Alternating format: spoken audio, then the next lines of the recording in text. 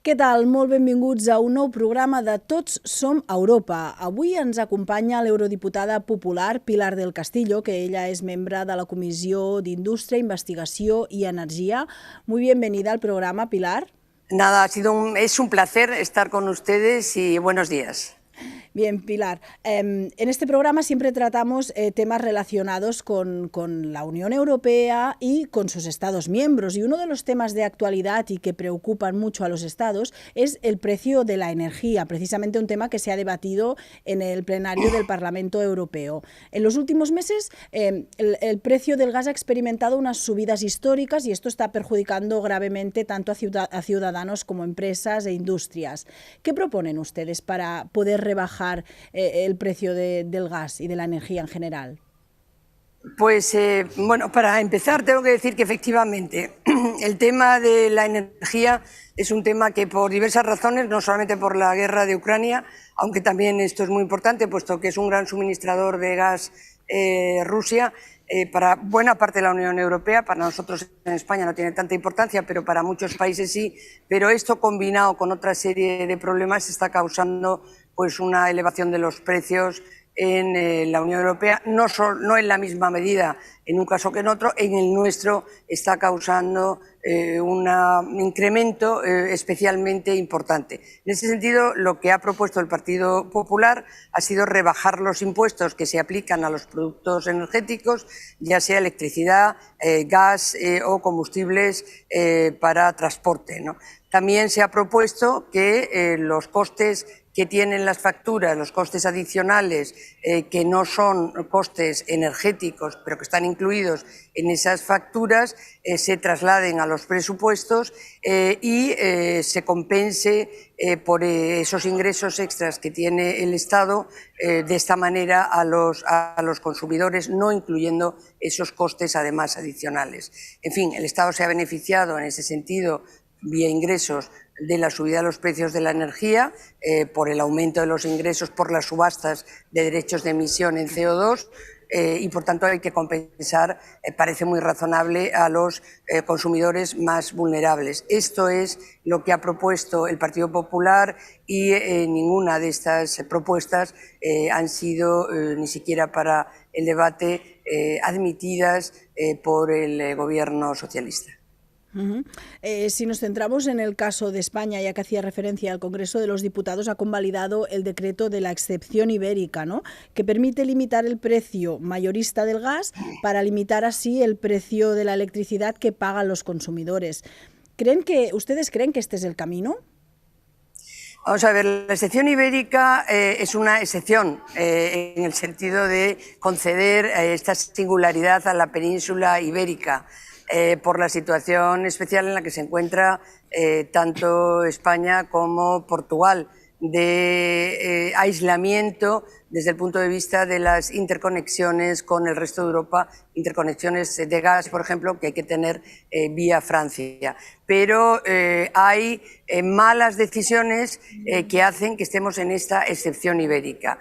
La mala decisión, por ejemplo, del gobierno socialista, que en su día, a través de la ministra de Energía, pues no apoyó, sino que retiró el apoyo a desarrollo del proyecto MidCat, que tuvo una primera fase, pero que se ha quedado paralizada y bueno, no ha ido adelante. Es el interconector que nos habría permitido atravesar Francia y, por tanto, estar interconectados en un sentido y en otro con la Unión Europea.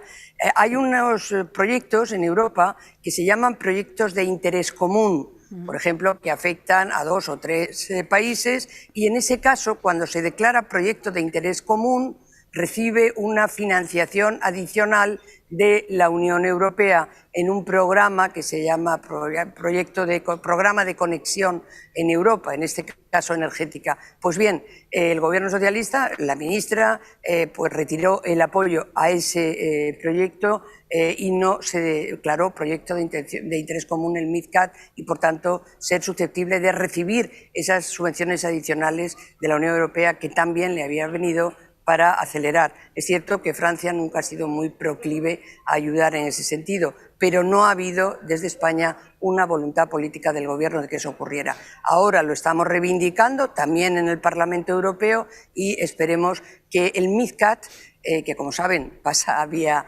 Cataluña al final, tiene que ser un proyecto que se acelere porque es fundamental para esta digamos, capacidad adicional que tiene que tener tanto España como Portugal, la península ibérica. Entonces ustedes son partidarios de tirar adelante con el MidCat, cuanto antes mejor. Sí, cuanto antes mejor, porque como insisto y decía antes, esta solución es temporal, de establecer un tope máximo para el gas, pues está generando mucha polémica. Primero se había dicho que se iba a reducir en un 40% la factura y al final se habla de un 15%.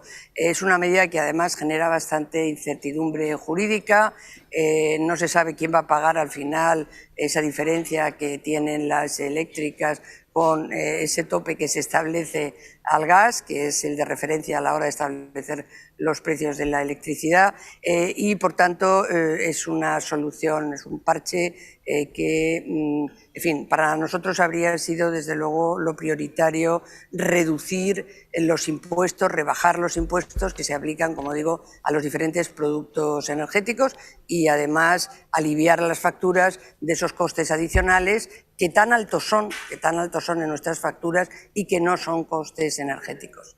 Esa habría sido la mejor solución. Pilar, ¿ustedes creen que Europa en general está preparada para afrontar una irrupción de llegada de gas ruso? Hay ese objetivo, eso está declarado como objetivo. Uno de los países más dependientes y que tiene más impacto por su tamaño, para empezar, demográfico, casi 90 millones de habitantes, que es Alemania, y no solamente por eso, sino es un gigante industrial y, por tanto, tiene un consumo de energía extraordinario. Y Alemania está también en ese objetivo. Los países muy dependientes como Alemania han pedido una transición de un mayor tiempo, pero al final el objetivo es no depender para nada del gas ruso. Nosotros en España, salvo en fin, decisiones inexplicables que ha tenido el Gobierno en relación al caso de Argelia, estamos de momento sin problemas de suministro de gas, esperemos que continúe así, pero desde luego hay que ser muy cuidadoso en la política exterior porque a veces se crean problemas absolutamente innecesarios, ¿no? Y no obstante, es muy interesante el tema de España a largo plazo, si se hacen bien las cosas, porque el problema de la Unión Europea es que no tenemos recursos naturales. Las energías renovables están fenomenal, es a lo que hay que ir y nadie duda, y yo doy un rotundo sí a cumplir con los objetivos que nos vamos trazando de reducción de CO2 en la Unión Europea y, por tanto, en España también.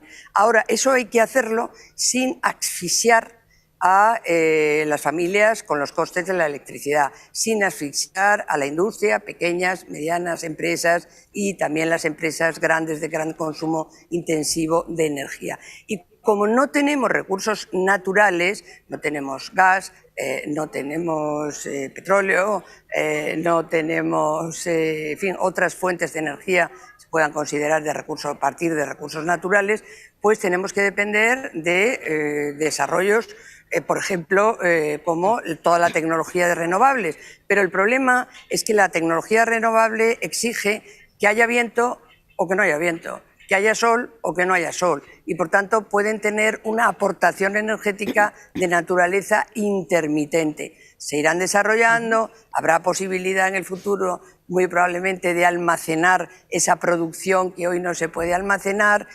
masivamente, etcétera.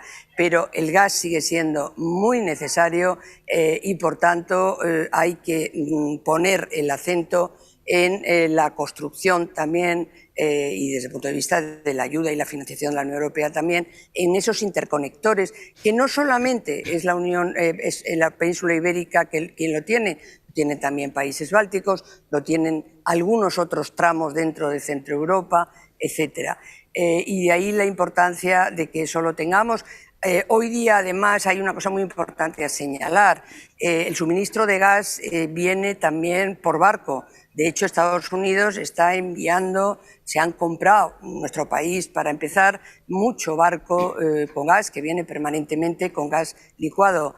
Tenemos el mayor número de regasificadoras en España. Tenemos 6 regasificadoras y Portugal tiene una, 7 en la península ibérica. Una de esas regasificadoras está además en Barcelona, pero bueno, también está en Huelva y en otros muchos lugares de España que no voy a mencionar para no entretenerme, pero tenemos un total de 6. Es decir, que eso acompañado del número de puertos que tenemos en España, que es mucho, porque salvo por la vía de los Pirineos, lo demás es mar y hay puertos importantes, podemos recibir realmente mucho gas licuado que, si tenemos la interconexión, se puede enviar a Europa, y realmente sería un proyecto muy interesante para España que eso fuera así. Cuando habla de esta interconexión nos habla del MidCat, ¿no?, al que hacía referencia anteriormente. Claro, en este caso sí. También está la conexión eléctrica. La conexión eléctrica también es importante no olvidarla. En este momento la tasa de conexión eléctrica que hay con Europa es solo del 2,2%. Se había establecido en tiempos en los que tuvimos un comisario, el último comisario europeo de energía, hace la legislatura anterior, estamos en una nueva legislatura desde el 19, la legislatura del 14 al 19, el comisario Arias Cañete se había establecido que para el 2030 tendría que haber una conexión eléctrica, interconexión del 15%, estamos en un 2%. Y aquí también hay que acelerar, porque si no aceleramos, mire, por ejemplo, la previsión que hay es que la nueva desarrollo de esa interconexión, que va por el Golfo de Vizcaya hasta Francia, al norte de Burdeos exactamente, está previsto que las pruebas y la puesta en servicio sea para el año 26 y 27, 26-27, vamos, para ese periodo. Es decir, y solamente se habrá conseguido el 5%. Es decir, que aquí hay que hacer una apuesta firme por algo que es esencial. La Unión Europea necesita tener un mercado interior de la energía, de tal manera que, de la misma forma que conocemos el mercado interior, la movilidad de las personas, ¿qué pasaría si no nos pudiéramos mover en determinados países de unos a otros y en otros, en cambio, sí? ¿Qué pasaría si, por ejemplo, no tuviéramos una conexión vía transporte terrestre o vía transporte ferroviario?